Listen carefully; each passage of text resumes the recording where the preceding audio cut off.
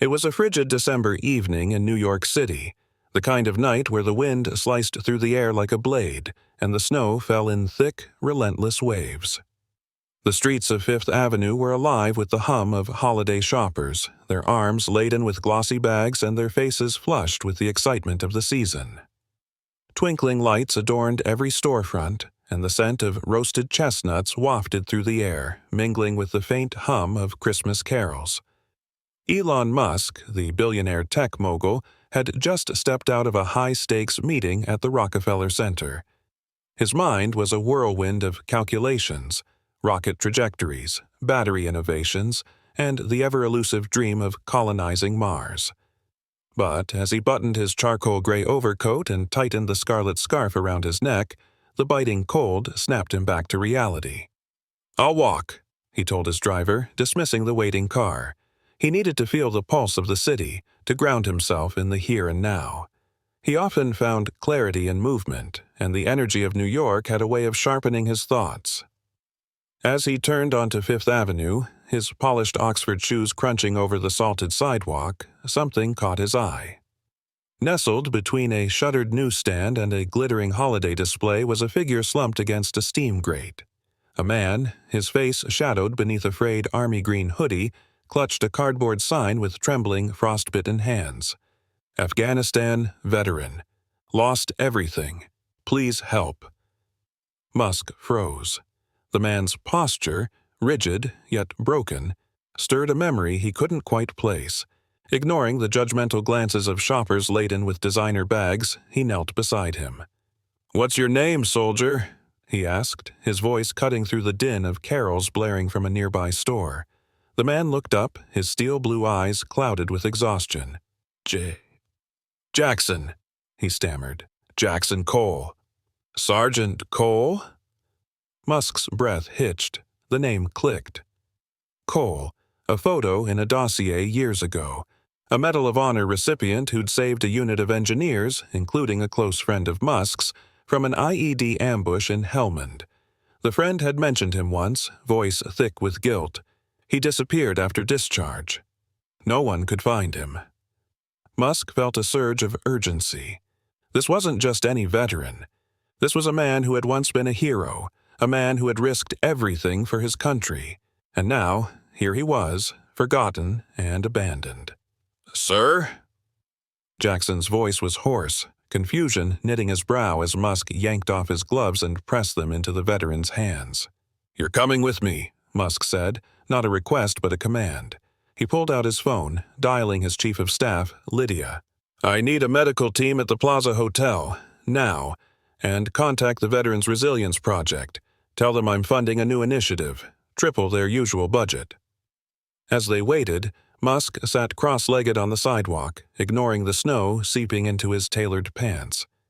Jackson's story spilled out in fractured sentences. The explosion that killed his squad, the PTSD that cost him his job, the wife and daughter who left when the darkness became too much. "I just failed them," Jackson muttered, his voice cracking. Musk's jaw tightened. "No, the system failed you." Minutes later, a convoy of black SUVs arrived. Musk personally escorted Jackson to the plaza, where a penthouse suite awaited. Doctors treated his frostbite and malnutrition, while tailors delivered a suit in his exact measurements. That night, over a steak dinner, Musk laid out a plan. A fully funded year in a trauma recovery program, a Tesla engineering internship. "Your mechanical skills saved lives overseas. They'll save futures here," Musk insisted, and a reunion with his estranged daughter, tracked down by Lydia's relentless team. But Musk's pièce de résistance came at dawn. On live TV the next morning, flanked by Jackson and the CEO of Veterans Resilience, Musk announced Project Phoenix, a nationwide network of tech-powered rehab centers for homeless veterans, funded by 10% of SpaceX's annual profits. "These men and women built shields with their bodies," he declared.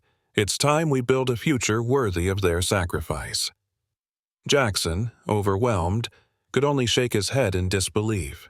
For years, he had felt invisible. And now, in the span of a single night, he was given a chance to rebuild his life. The story didn't end there. Musk personally visited Jackson during his rehabilitation, checking in on his progress, ensuring he had everything he needed. At first, Jackson struggled.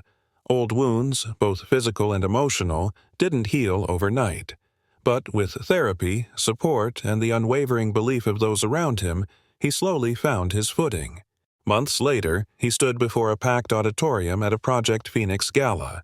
His posture no longer hunched with defeat, but upright with renewed purpose. "I thought I was lost," he admitted to the crowd. "But someone reminded me that no one is truly lost if they're given a second chance." The video of that speech went viral, inspiring millions. Donations poured into Project Phoenix, expanding its reach beyond the U.S. to help veterans worldwide. The final chapter of Jackson's transformation came in an airport terminal. A shaky cell phone clip captured the moment he embraced his sobbing daughter, Ava, at JFK Airport. "You did this," she whispered. "You came back." Jackson Cole now leads robotics training at Project Phoenix's flagship center. His daughter, Ava, is a freshman at MIT. As for Musk, he keeps a photo of that snowy night on his desk, a reminder that the best innovations aren't rockets, but second chances. This, friends, is why we never walk past suffering. A single moment of humanity can ignite galaxies of change. If this story moved you, smash that like button, share it far and wide, and hit subscribe, because hope is a revolution worth streaming. Stay tuned for our next tales.